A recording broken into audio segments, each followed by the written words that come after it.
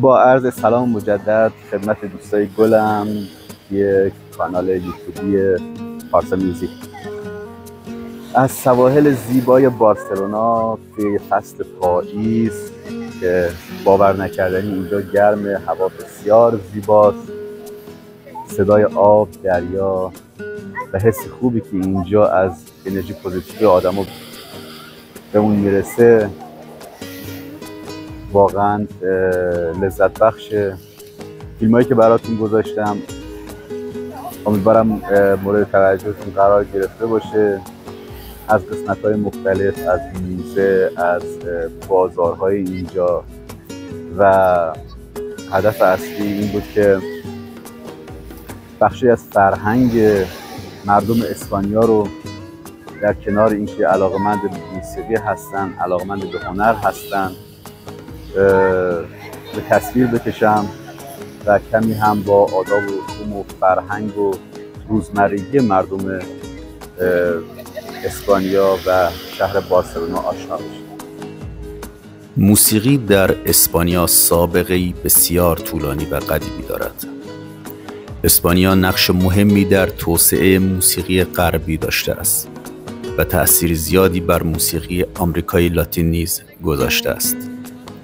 موسیقی اسپانیایی اغلب با سبک‌های سنتی مانند فلامنکو و گیتار کلاسیک همراه است و شناخته می‌شود. سبک‌های موسیقی و رقص‌های سنتی بسیاری در سراسر مناطق اسپانیایی زبان وجود دارد.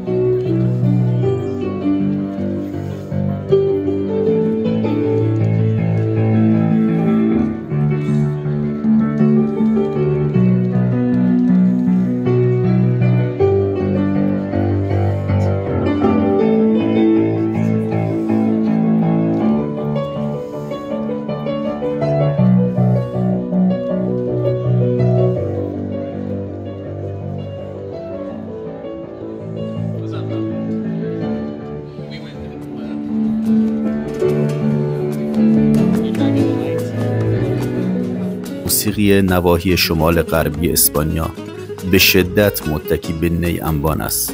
خوتا در مرکز و شمال معروف است و فلامنکو از جنوب این کشور منشأ گرفته است. فلامنکو سبکی از آواز، موسیقی و رقص اسپانیایی است. این نوع موسیقی تحت تأثیر سبک‌ها و فرهنگ‌های مختلف به شکل امروزی درآمده است و میتوان گفت که بیشترین تأثیر خود را از کولی‌های اسپانیا گرفته است. در شکلگیری و تکامل این سبک نمیتوان از تأثیرگذاری موسیقی مورها و مسلمانان شمال افریقا و موسیقی عربی و حتی موسیقی سنتی ایرانی چشم پوشی کرد. فلامنکو در حقیقت از 3 قسمت رقص فلامنکو، آواز فلامنکو و گیتار فلامنکو تشکیل شده است.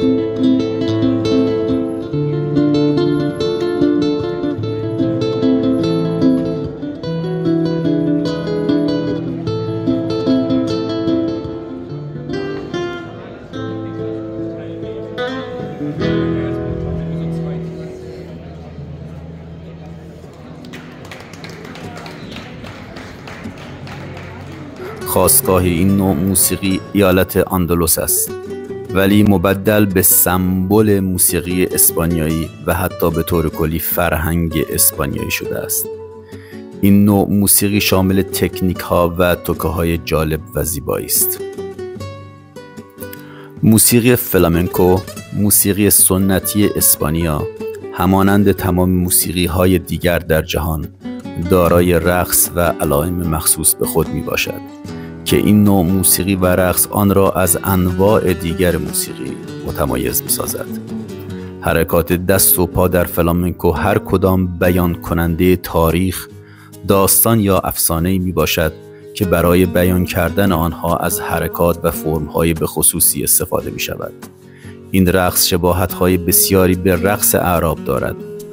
با مروری بر تاریخ جهان در میابیم که اسپانیا و اندلس مدتی در تصرف اعراب بودند و اعراب پس از بیرون رفتن از اسپانیا بعضی از فرهنگ‌های خود را در اسپانیا به یادگار گذاشتند که بسیاری از این فرهنگ‌ها را در معماری بناها در اسپانیا، موسیقی و رقص آنها به وضوح میتوان مشاهده کرد.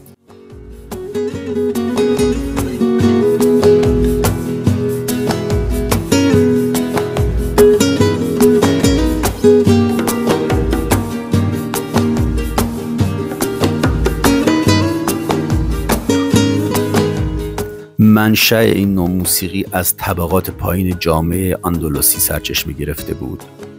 از این رو موسیقی از وجه هنری لازم در میان طبقات متوسط و بالاتر جامعه برخوردار نبود. فرهنگ فلامنکو حاکی از شورش مردم تحت ستم است. اقوام مسلمان شمال آفریقا ملقب به مورها، اقوام خیتانو و یهودیان که همگی در گذشته از سوی تفتیش عقاید کلیسای اسپانیا مورد اذیت و آزار و تبعید واقع شده‌اند. اقوام خیتانو اساساً پایه‌گذار اولیه این شکل هنری بودند، اما آنها تنها دارای یک فرهنگ شفاهی هستند. آوازهای محلیشان از طریق اجرای مکرر آن در مجالس اجتماعی به نسل جدید منتقل شده است. این طبقات جامعه اندلسی به طور کلی بی سواد بودند. همیشه در گذر زمان تغییرات و تعریفاتی وجود داشتند که آثار هنرمندان هر قرن بر آنها وارد می شد و موسیقی فلامنکو هم مثال کاملی از این نوع تغییرات است و تا به امروز نیز در حال تغییر و تحول بوده است.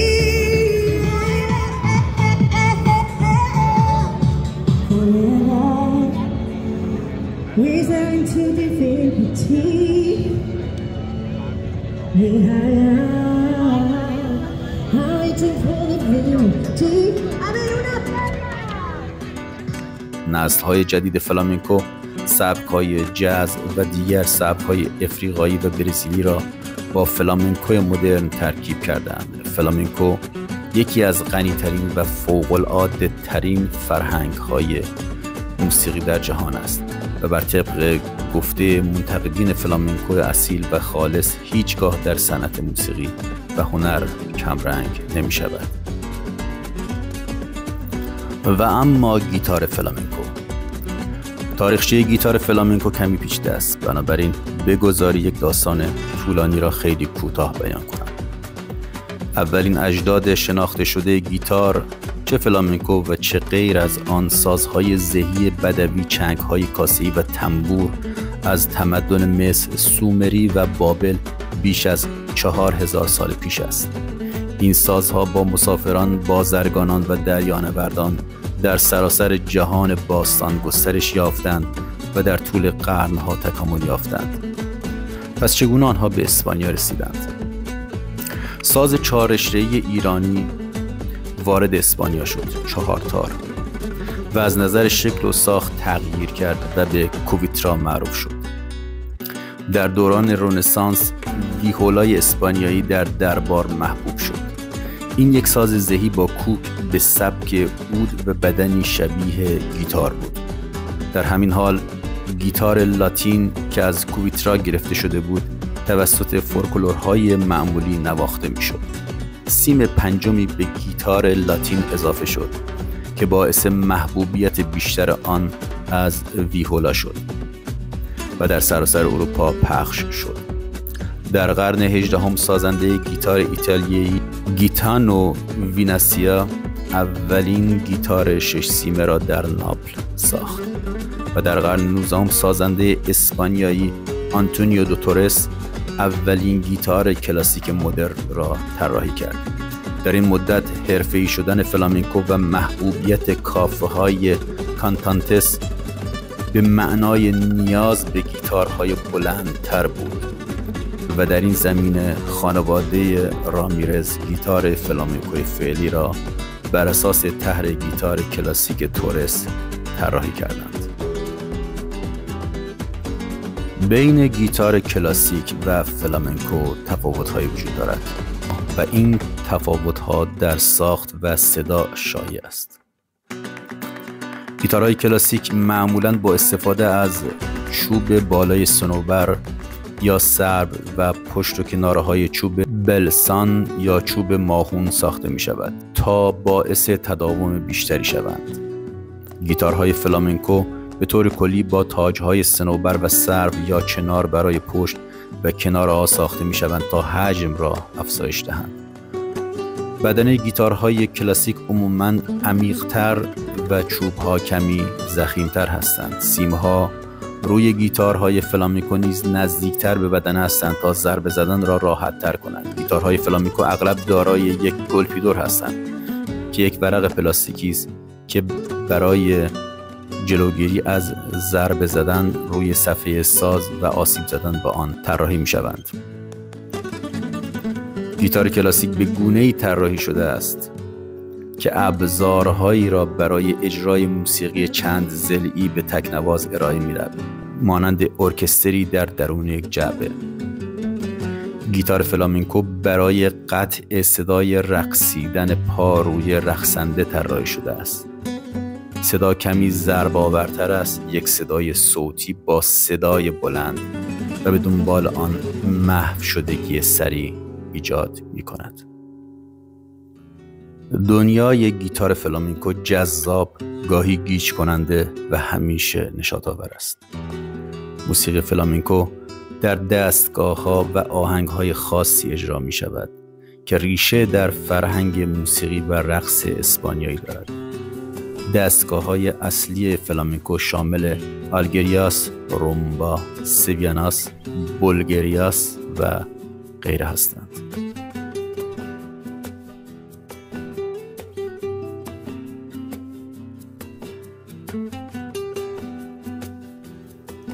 و اما از هنر موسیقی که فاصله بگیریم میرسیم به هنر نقاشی و یکی از بزرگترین هنرمندان نقاش اسپانیا، پابلو روئیس ای پیکاسو، زاده 25 اکتبر 1881 و در گذشته 8 آوریل 1973، نقاش، شاعر، طراح صحنه، پیکرتراش، گراورساز و سرامیکار اسپانیایی. و یکی از برترین و تأثیرگذارترین هنرمندان سده 20 میلادی بود. او به همراه ژورژ براک، نقاش و پیکرتراش فرانسوی، سبک کوبیسم را پدید آورد. از جمله آثار مشهور او میتوان به دوشیزگان آونیون و گرنیکا اشاره کرد. پیکاسو بیشتر عمر خود را در فرانسه به سر برد. او به دلیل جستجوگری، نوآوری، پرکاری و اثرگذاری بر معاصران یکی از مهمترین هنرمندان سده 20 به شمار می آید. وی در 25 اکتبر سال 1881 در مالاگا، یکی از شهرهای کشور اسپانیا، زاده شد و با نام پابلو دیگو خوزه فرانسیسکو د پاولا خوان رمدیوس ترینیداد روئیس ای پیکاسو غسل تعمید داده شد. او فرزند یک نقاش تحصیل کرده به نام خوزه روئیس بلانکو و ماریو پیکاسو بود که از سال 1901 نام خود را به نام خانوادگی مادرش تغییر داد. پابلو از همان دوران کودکی به نقاشی علاقه پیدا کرد و از 10 سالگی نزد پدرش که معلم یک آموزشگاه هنری بود، اصول اولیه نقاشی را فرا گرفت و دوستانش را با کشیدن نقاشی بدون بلند کردن قلم یا نگاه کردن به کاغذ سرگرم می‌کرد. در سال 1895 به همراه خانواده به بارسلونا تغییر مکان دادند و پیکاسو در آنجا در آکادمی هنرهای عالی به نام لالونخا به تحصیل مشغول شد. در اوایل کار دیدار او از مکانها و گروههای مختلف هنری تا سال 1899 در پیشرفت هنریش بسیار اثرگذار بود. پیکاسو تحصیلات خود را در فرانسه به پایان رساند. سپس نزد پدرش که استاد نقاشی بود به آموختن پورتره‌نگاری پرداخت و در سال 1903 مقیم پاریس شد. در سالهای 1906 و 1910 به اتفاق ژورژ براک مکتب کوبیسم را پایه‌گذاری کرد. ژورژ براک از نخستین کسانی بود که سنجاق و میخ را با هم توأم نمود و پیکاسو تخته و چیزهای دیگری را هم به آن افزود. پیکاسو در سبک خود شهرت فراوانی به دست آورد و پیروان فراوانی کسب نمود. در این زمان خودکشی یکی از دوستانش به روی پابلوی جوان تأثیر عمیقی گذاشت و تحت چنین تأثیری دست به خلق آثاری زد که از آن به عنوان دوره آبی یاد می کنند. در این دوره بیشتر به ترسیم چهره آکروبات‌ها، بندبازان، گدایان و هنرمندان می پرداخت و در طول روز در پاریس به تحقیق بر روی شاهکارهایش در لوور و شبها به همراه هنرمندان دیگر در میکده‌ها مشغول می شد. پابلو در دوره آبی بیشتر رنگ‌های تیره را در تابلوهای نقاشی خود به کار می گرفت. با وجود اینکه تعهدات کاری در فرانسه اواخر قرن 19 و اوایل قرن 20 کمتر شده بود، شاید هیچ هنرمندی به اندازه پیکاسو در تعهد کاری خود تلخی زندگی را آنقدر بزرگ نمایش نداد. این تلخی منحصراً در دوره آبی به اوج خود رسید، چنانکه از مجموع رنگ‌های مالی خولیایی آن دوره با سایه روشن آبی و حاشیه تاریک آن برمی آید بدون شک زندگی در فقر خانوادگی در زمان جوانی، در سالهای اولیه زندگیش در پاریس و برخورد با کارگران و گدایان اطراف خود در کشیدن پورتره‌های شخصیت‌ها با حساسیت و احساس ترحم هرچه بیشتر نسبت به آنها تأثیری زیاد گذاشته است. زن اتوکش در پایان دوره آبی با رنگ‌های روشن‌تر اما هنوز با طرح غم‌افزای شامل سفید و خاکستری تصور اصلی فرسودگی و رنج پیکاسو را نشان می‌دهد. در سال 1900 میلادی اولین نمایشگاه پیکاسو در بارسلونا تشکیل شد. در پاییز همان سال به پاریس رفت تا در آنجا مطالعاتی در ابتدای قرن جدید داشته باشد و در آوریل 1904 در پاریس اقامت کرد و در آنجا به وسیله آثار امپرسیونیسم خود به شهرت رسید. اما پس از مدت کوتاهی اقامت در فرانسه با تغییر ارتباطات جعبه رنگ او به رنگ‌های قرمز و صورتی تغییر پیدا کرد. به همین دلیل به این دوره دوران صورتی پیکاسو میگویند.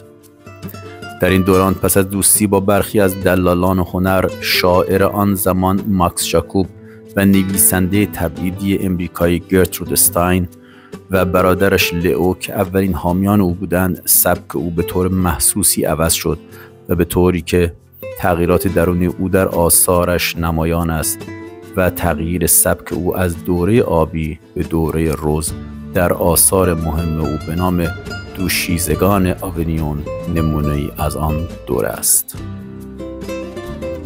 از نمایشگاه‌های معروف پیکاسو در طول زندگیش موزه هنر مدرن نیویورک در سال 1939 و در پاریس در سال 1955 ایجاد شد.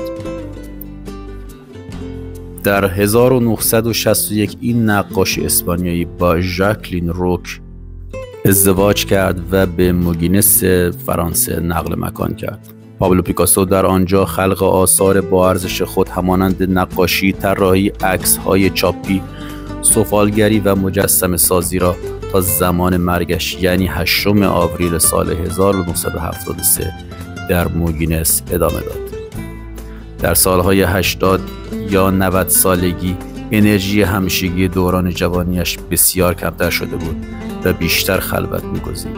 همسر دوم او ژاکلین روک به جز مهمترین ملاقات کنندگانش و 2 فرزند پیکاسو، کلود و پالوما و دوست نقاش سابقش فرانسوا ژیلو که مادر کلود و پالوما بود، به کس دیگری اجازه ملاقات با او را نمیداد. گوشه‌گیری پابلو پیکاسو بعد از عمل جراحی پروستات در سال 1965 بیشتر شد و با اختصاص دادن تمام نیرویش به کار در کشیدن تابلو جسورتر گشت و از سال 1968 تا سال 1971 سیل عظیم نقاشی‌هایش و صدها قلمزنی بشقاب مسی در معرض دید عموم قرار گرفت. این آثارش در این زمان توسط بسیاری از رویا پردازان نادیده گرفته شد و به طوری که داگلاس کوپر آثار پایانی او را به عنوان آثار یک پیرمرد عصبانی در اتاق مرگ نامید. پیکاسو همچنین مجموعه قابل توجهی از آثار دیگر نقاشان معروف دوره خود مانند آنری ماتیس را نگهداری می‌کرد و چون هیچ وصیت‌نامه‌ای در زمان مرگش نبود، به عنوان مالیات ایالتی فرانسه بعضی از آثار و مجموعه‌های او به دولت داده شد.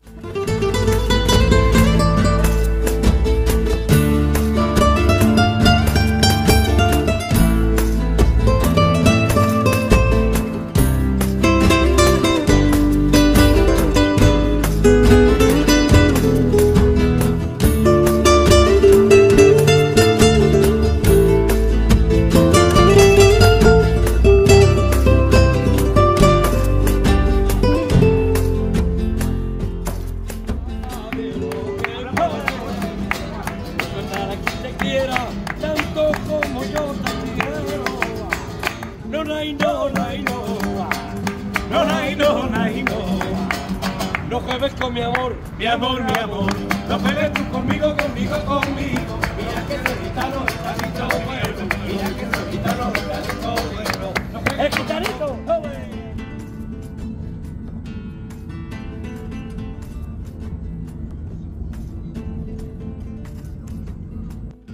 واقعا سفر باری بود. آشنایی با فرهنگ مردم اسپانیا که چقدر احساس کردم به فرهنگ ما نزدیک هستن، گرمی خاصی دارن، با محبت هستن، خیلی خوش برخورد هستن و آشنایی با فرهنگ و رسومشون خیلی مدت کوتاهی دیدم. برام جالب بود، کارم میاد بازم بتونم